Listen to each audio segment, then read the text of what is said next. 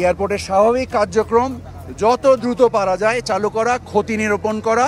ঢাকার হযরত শাহজালাল আন্তর্জাতিক বিমানবন্দরের কার্গো ভিলেজে ভয়াবহ অগ্নিকাণ্ডে আমদানি রপ্তানি বাণিজ্যে নেমে এসেছে বিপর্যয়।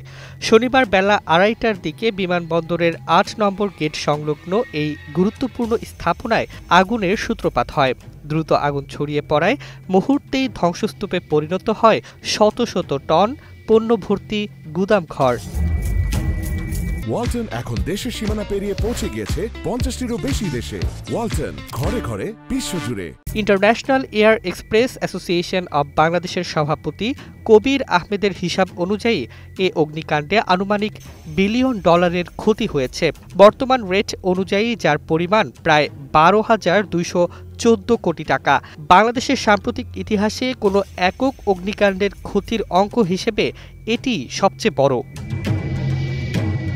কার্গো ভিলেজে মূলত আমদানি রপ্তানির জন্য অপেক্ষমান পণ্য সংরক্ষণ করা হয়। দ্রুত খালাসযোগ্য পণ্য, পচনশীল খাদ্যদ্রব্য, তৈরি পোশাক, চিকিৎসা সরঞ্জাম থেকে শুরু করে উচ্চ মূল্যের শিল্প কাঁচামাল সবই এখানে স্টক অবস্থায় ছিল।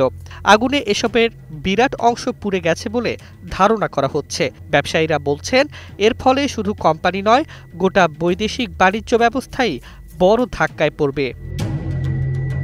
ঘটনার পর বিমানবন্দরের কার্গো এক্সপ্রেস, ওয়্যারহাউজিং, হ্যান্ডেলিং ও শুল্কায়ন কার্যক্রম কার্যত স্থবির হয়ে গেছে। আগুনের আঁচ থেমে গেলেও থমকে আছে আমদানি রপ্তানির লাইফলাইন। সংশ্লিষ্টরা আশঙ্কা করছেন, রপ্তানি পণ্যের লিড টাইমে বড় ধরনের ধাক্কা পড়বে, যা আন্তর্জাতিক ক্রেতাদের আস্থাতেও প্রভাব ফেলতে পারে।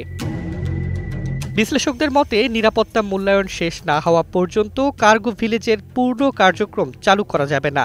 ইন্টারন্যাশনাল সিভিল অ্যাভিয়েশন অর্গানাইজেশনের নিয়ম অনুযায়ী দুর্ঘটনার কারণ অনুসন্ধান ও সংশোধনী নিরাপত্তা ব্যবস্থা নিশ্চিত করেই পুনরায় বাণিজ্যিক কার্যক্রম খুলতে হবে।